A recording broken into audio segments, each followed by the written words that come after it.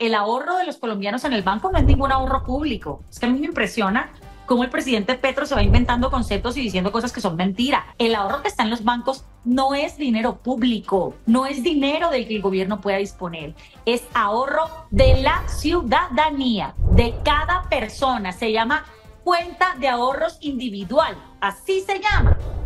Hola, ¿qué tal? Bienvenidos. Esto es Semana. Nos conectamos una vez más con ustedes en este 14 de agosto para hablarles de un tema que había generado mucha preocupación en el país, sobre todo por lo que ocurrió en Venezuela con los resultados electorales, con ese robo del régimen de Nicolás Maduro. Se trata del Código Electoral, una iniciativa que había sido aprobada por el Congreso y que estaba en revisión de la Corte Constitucional. Pues bien, se cayó y esto ha sido considerado pues como una muy buena noticia para nuestro sistema electoral. Y nuestra invitada, la representante de la Cámara, Catherine Jubinao. Representante, bienvenida a Semana, ¿cómo le va?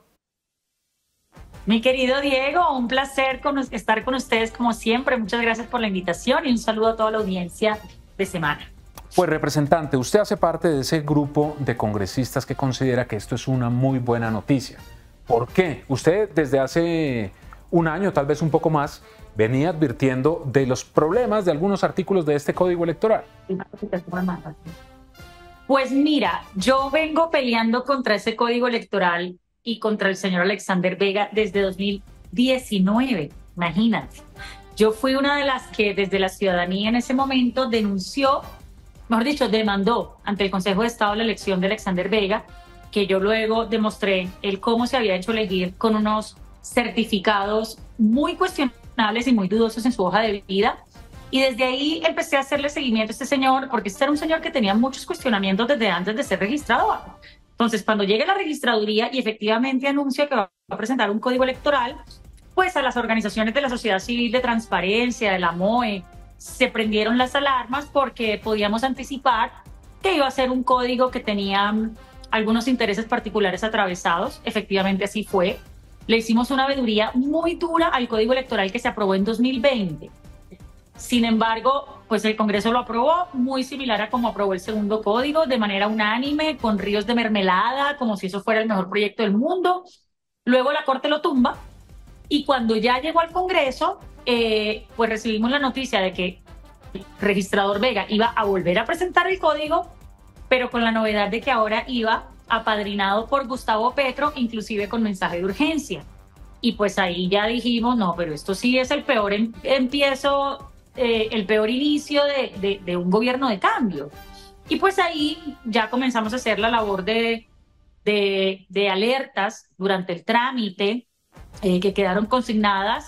Enhorabuena, porque realmente hicimos todas las advertencias, todo lo que salió ahorita con la Corte, todo eso lo advertimos, pero pues se volvió a aprobar y se volvió a caer. Yo sí creo que Alexander Vega, que es un señor que quería hacer historia en Colombia, ¿no? Como registrador, sí hizo historia, pero no por buen registrador, sino por malo, por torpe, por chambón y por politiquero. Sí, claro, y se cae este código por vicios de trámite. Pero mire, representante, hay un tema puntual, el voto electrónico mixto, que era lo que se quería implementar en nuestro país. Vemos como en algunos países que se ha implementado se ha reversado la decisión y vemos, por ejemplo, lo que pasa en Venezuela, que este tipo de tecnología pues es susceptible a que se le meta mano y se puedan cambiar los resultados. Ese era uno de los principales problemas y advertencias que ustedes estaban haciendo. Sí, mira, a diferencia de lo que podría intuir un ciudadano de a pie, que hay el voto electrónico, eso debe ser la machera, lo último en tecnologías, claro, hay que usar las nuevas tecnologías para votar.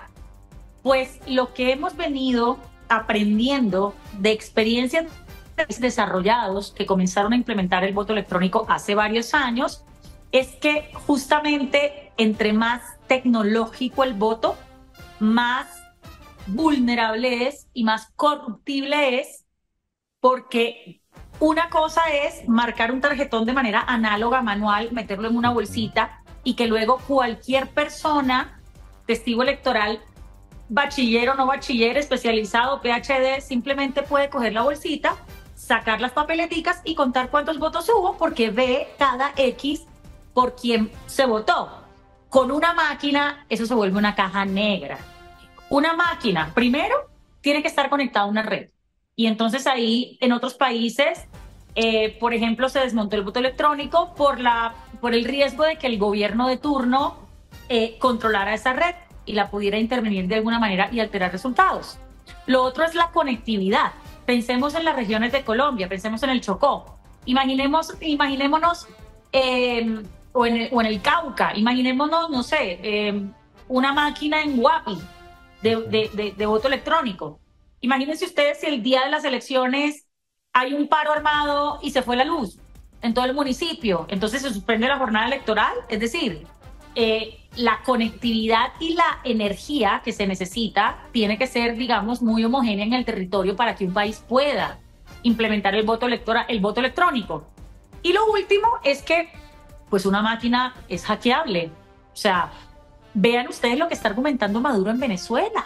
El rumor de que Maduro quiere llamar a nuevas elecciones es porque ellos ahora tienen la tesis de que hubo un hackeo masivo de las máquinas en Venezuela y que entonces las actas que votaron las máquinas están corrompidas y que entonces hay que repetir las elecciones. Entonces, a mí de alguna manera me parece hasta oportuno que tengamos el espejo en este momento de lo que está pasando en Venezuela con un sistema de voto electrónico para que entendamos lo que se pretendía hacer acá. Eso era lo que Alexander Vega pretendía implantar acá. Eso era lo que estaba apoyando el presidente Gustavo Petro, que se implantara. El presidente Petro, que se ha quejado de fraude electoral 50.000 veces y que dice que es que aquí, mejor dicho, tenemos trampa en las elecciones. ¿Cómo es posible que al mismo tiempo pudiera estar apoyando un electoral que implementaba este sistema que está probado, es más vulnerable y corruptible que la forma análoga de votar? Y fíjese usted, estos países desarrollados que alcanzaron a tener voto electrónico lo desmontaron y ahora ¿qué sistema tienen? El manual, el análogo, el que la gente va y marca, o que con el dedito en la tinta en otros países marca el tarjetón, porque está probado que es la manera más segura. Y si bien nuestro sistema electoral en Colombia pues, tiene desafíos, no es perfecto, es un buen sistema electoral y funciona muchísimo más que sistemas electorales de la región. Entonces aquí, claro que necesitamos un nuevo código, si quieres ya más adelante te digo por qué, pero tiene que ser un código para que haga nuestro sistema más seguro y no para que lo haga más vulnerable, que es lo que en mi opinión hacía el código que se acaba de caer. Pero en realidad, representante, con la decisión que toma la Corte Constitucional, pues no cambia en nada. Es decir, las elecciones van a continuar sin ningún tipo de inconveniente, no va a haber ninguna alteración para las elecciones de 2026. Digamos, es importante la decisión que se toma por lo que venía aprobado, pero el calendario electoral continúa sin problema, ¿no? El calendario electoral continúa, vamos a tener elecciones de 2026 tal como las hemos tenido. Habría que pensar si ya, digamos, este Congreso con este gobierno en los 2 años que restan tiene oxígeno político y capital político para tratar de aprobar otro código electoral antes de que se vaya el gobierno de Gustavo Petro. Yo la verdad creería que ya por esos 2 años que le faltan a este gobierno, que además tiene otras prioridades como sus reformas sociales, yo creo que ya un nuevo proyecto de código electoral no va a haber, ya habría que esperar con un nuevo gobierno. Y el actual registrador, que es el doctor Penagos, si se hace nuevamente el ejercicio, yo sí creo que es necesario, porque también, digamos, hablando técnicamente, las normas electorales en Colombia, primero, algunas sí son bastante obsoletas, y segundo, han venido actualizándose de manera atomizada. Entonces tenemos unas normas electorales digamos, atomizadas, y sí hay que unificarlas en un solo código, que ese debe ser el código electoral. Y sí hay cosas que se deben modernizar, por ejemplo, los sistemas para las auditorías durante todo el proceso electoral, no solamente la fase de escrutinio, no, desde que se inscriben las cédulas, desde que se inscriben los jurados.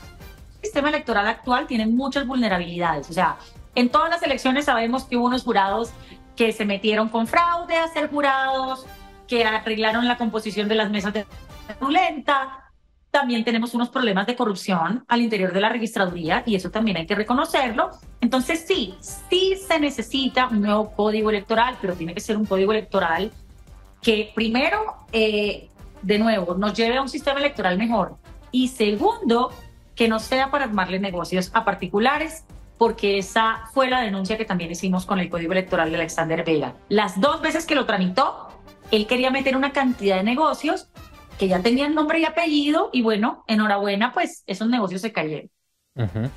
¿Estaría de acuerdo también, representante, por ejemplo, en ampliar la jornada electoral? En este momento es de 8 a 4, podría ampliarse, incluso lo contemplaba el Código Electoral, ampliar un poco la jornada, eso sí se podría, ¿no?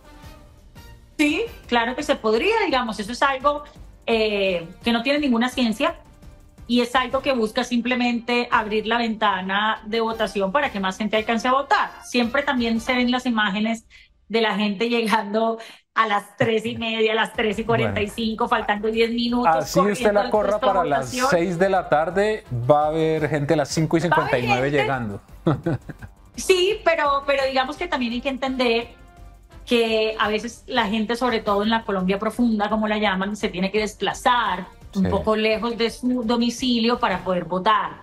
Entonces acá en Bogotá seguramente el que llega tarde es porque quiere, pero no es así en todo el país. Entonces yo sí creo que cosas como la ampliación de la jornada es algo que perfectamente cabe en un nuevo código electoral.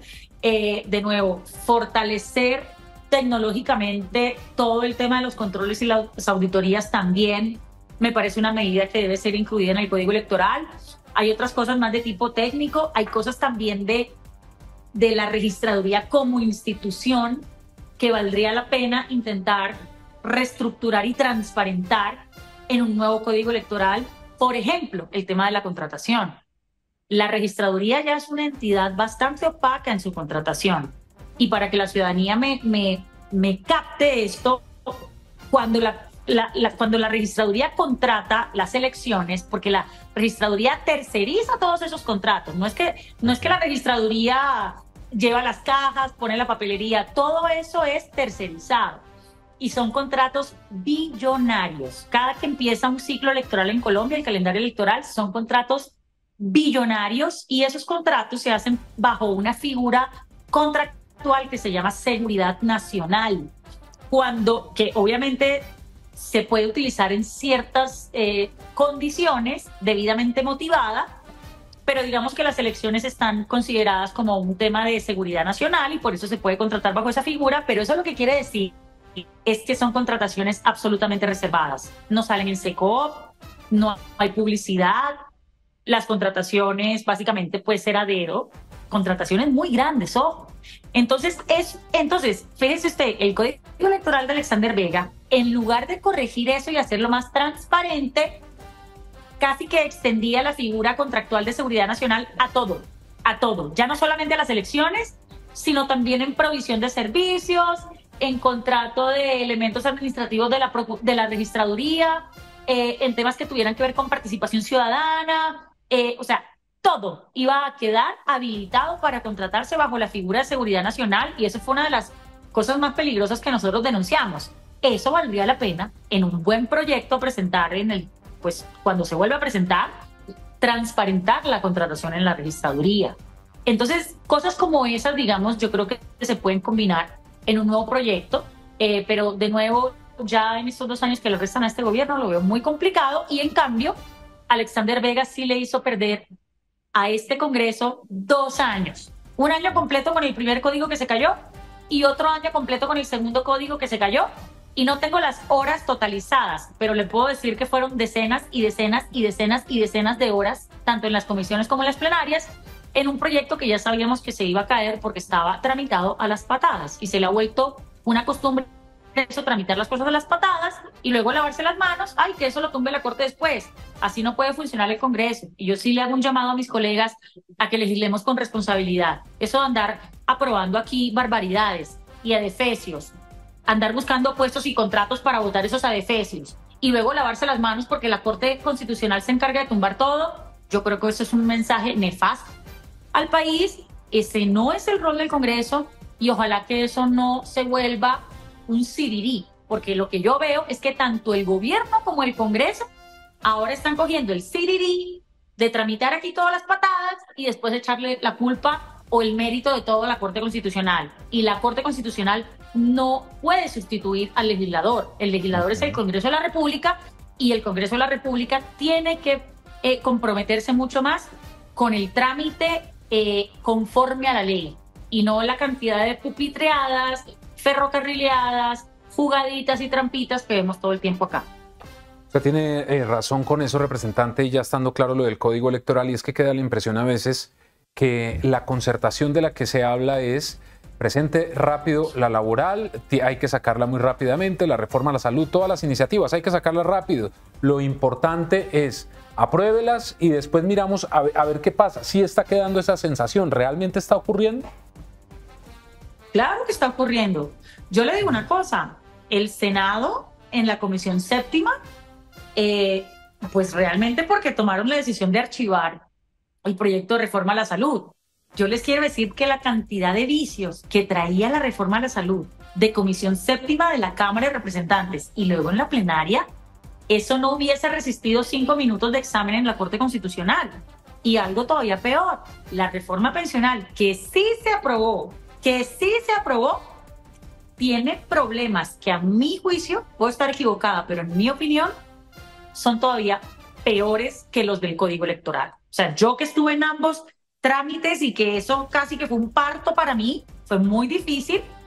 La reforma pensional se tramitó de manera todavía más burda y todavía más arbitraria que el Código Electoral. De manera que si la Corte se mantiene en la línea sobre la cual está fallando, yo creo que la reforma pensional está bastante comprometida. No sé si la Corte la tumbe toda, pero sí creo que quizás una buena parte de la reforma pensional, o quizás completa, puede estar comprometida en ese examen de exequibilidad por vicios de trámite, porque lo que hicieron fue una barbaridad. Esta pregunta no sé si me la vaya a responder, representante, pero en la Cámara particularmente vemos, no porque sean jóvenes, porque realmente la juventud no es una excusa para tener desconocimiento de algunos temas, pero sí un grupo grande de legisladores que no conocen a fondo el Congreso, ni la Ley Quinta de 1992, ni la mecánica legislativa. ¿Esto influye en que esté pasando esto en la Cámara? En el Senado realmente es poco lo que se ve, hay gente con más experiencia, pero en la Cámara es donde se cometen todos los errores. ¿Por qué? Sin duda, la Cámara es mucho más primípara que el Senado. Además que esta Cámara, la de este Congreso en particular, tuvo un 70% de renovación. O sea, el 70% de los representantes a la Cámara de este Congreso somos nuevos.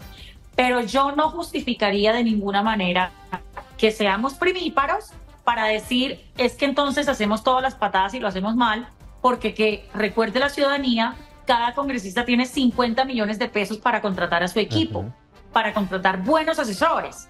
Y un congresista mínimamente responsable, lo primero que hace es consultar con sus asesores el trámite de los proyectos, tanto en las comisiones constitucionales como en la plenaria. De manera que es muy sencillo, si uno tiene dos dedos de frente, que ante la duda en un trámite o ante alguna arbitrariedad, lo primero que uno haga sea consultar a sus abogados y tratar de hacer las cosas al tenor de la Ley Quinta. Yo no creo que sea un tema de que seamos primíparos. Yo creo que aquí hay un alto nivel de ligereza, de irresponsabilidad, que eso ya es voluntad del congresista. Además hay un tema también de prebendas y componendas. Hay congresistas que no les importa si el proyecto pasa o no pasa en la Corte. Ellos lo votan positivo para obtener algo a cambio, para obtener el contrato, para obtener el puesto. Ellos cobran lo que van a cobrar y después si lo tumba la Corte o no, eso les tiene sin cuidado. Eso es lo que se llama legislar pensando en el interés individual del congresista, y eso es todo lo contrario de lo que un congresista tiene que ser. Un congresista tiene que legislar con criterio de interés general. Y si uno legisla con criterio de interés general, lo primero que le va a preocupar es que los trámites salgan bien, porque si salen mal se cae la ley. Y si uno cree que está apoyando algo que le hace un bien al país, pues uno se cuida de que el trámite esté bien hecho. Tanto como si uno siente que se está tramitando un mal proyecto para el país, uno debería cuidarse todavía más y uno debería advertir las arbitrariedades, porque eso también es dejar la traza para que luego entonces en la evaluación de la Corte tumben lo que tengan que tumbar. Pero de nuevo, no podemos seguir enviando este mensaje de ligereza, de que a este Congreso no le importan las formas, cuando para un legislador a veces es más importante la forma que el fondo. ¿En qué sentido? No me refiero a las causas, pero si el legislador se equivoca en las formas, pues se le cae todo en el Congreso. Entonces yo digo, nosotros venimos aquí a cobrar un salario, a hacer las cosas a las patadas para que todo lo tumbe la Corte Constitucional. O sea, son años perdidos, meses enteros perdidos, sesiones de horas y horas y horas en las comisiones y en las plenarias perdidas, porque entonces aquí saquemos eso como sea, reclamemos la prebenda y luego que lo tumbe la Corte Constitucional. Eso no tiene presentación. Eso a mí, la verdad, sí me tiene bastante incómoda, y yo con todo el respeto sí le hago ese llamado a mis colegas.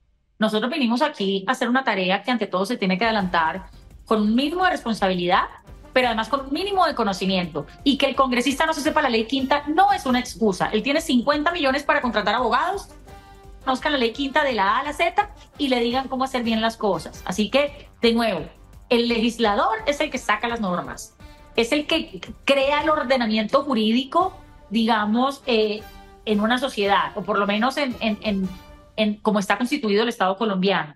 No podemos seguir dejándole la tarea de o aprobar las normas o derogar las normas a la Corte Constitucional. Ese no es el rol de la Corte Constitucional, ese es el rol del Congreso de la República, y de nuevo, creo que sí, en este momento le estamos enviando un mensaje perverso al país, y es que no nos están importando las formas, y en el Congreso de la República las formas son tan o más importantes que el fondo, en la medida en la que si las formas se hacen mal, pues el fondo tampoco ve la luz. Y para finalizar, representante, quiero preguntarle por una propuesta del presidente Petro, las inversiones forzosas, eso que ha sido interpretado por muchos colombianos como una expropiación de los recursos, de la plática de la gente que está en los bancos. ¿Considera que es positivo para el país hacer esto? Sobre todo, presentar una propuesta que ni más faltaba, el presidente tiene todo su derecho, pero soltar esas ideas, esos globos, sin profundizar en sus propuestas para que el país se las entienda y no generar especulaciones. Lo primero que habría que decir es que el presidente Petro es un improvisador de primera categoría.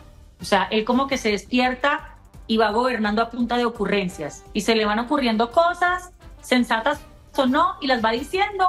Y la gran mayoría de cosas que dicen no quedan en nada. No quedan en nada porque luego salen todos los asesores a decirle eso no se puede hacer. Pero supongamos que las inversiones forzosas se pudieran hacer. Aún si se pudieran hacer, a mí me parece realmente descarado de este gobierno tener el presupuesto más alto de la historia, pintar un plan de desarrollo con las promesas, mejor dicho, más populistas de este mundo, prometiéndole de todo a todo el mundo, y al final del día, cuando presentan el presupuesto y tienen que hacer el recaudo para que esos planes y programas y propuestas puedan ser viables y materializables, entonces se dan cuenta que no se puede. Entonces se dan cuenta que no lograron recaudar toda la plata que pidieron que le aprobáramos acá en el Congreso y que en efecto le aprobamos.